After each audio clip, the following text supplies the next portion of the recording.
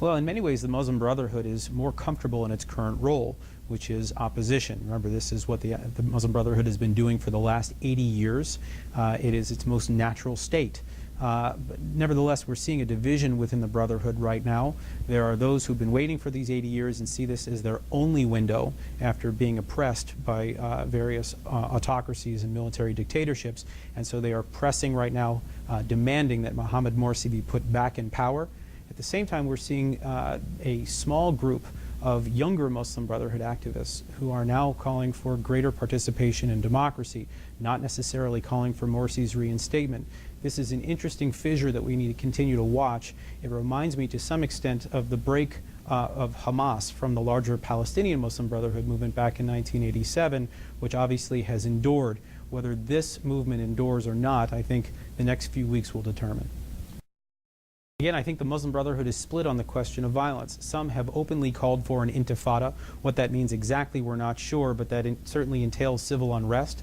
And then you have this younger faction of Muslim Brotherhood activists who are saying that the most important component of all of this is rule of law and democracy.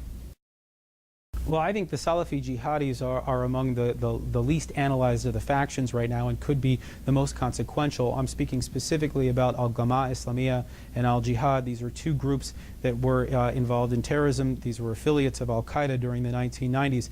They have joined the mainstream. They've become political parties.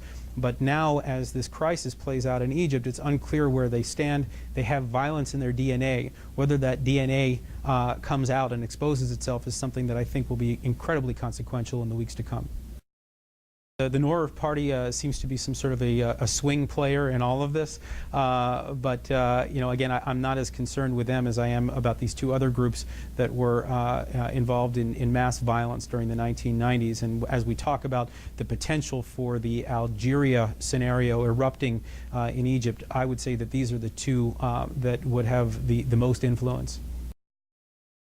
I absolutely agree that there were missed opportunities during the year that Morsi was in power. As he began to manipulate the judiciary, as he engaged in appointments of governors that were highly controversial, as he pushed out some of the non-Islamist opposition from the process of writing the Constitution, these were opportunities for the United States to step in and register its discontent.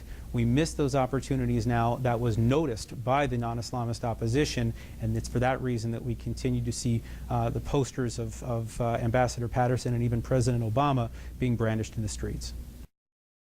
Right now, there are no good options. On the one hand, we've seen the fall of the Muslim Brotherhood, which is a positive development. The Brotherhood has discredited itself very openly for all of the world to see.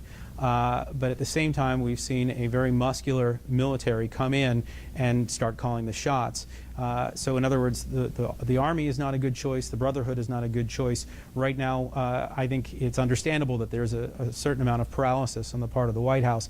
It's how this process continues over the coming weeks or months that should determine U.S. policy. In other words, if the military moves quickly to install a civilian government that is inclusive, then we're seeing things on the right track. If they do not, that's when I think we're going to have some very difficult choices here in Washington.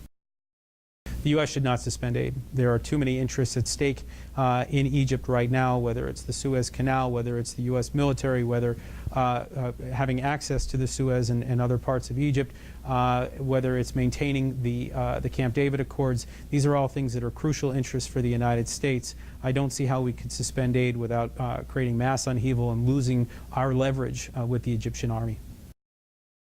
So far, we are watching a U.S. government that seems comfortable not adhering to its own laws. We're hearing words like coup-volution or military-enhanced revolution, and this is the way that they're describing it. I mean, at the end of the day, you had upwards of 22 million people come out into the streets protesting the rule of Mohamed Morsi. That represents roughly a quarter of the Egyptian population. That is significant. At the same time, you can't deny the fact that the military did in fact step in. So it creates some gray area that I think the administration is going to exploit to continue to follow a policy that it wishes to.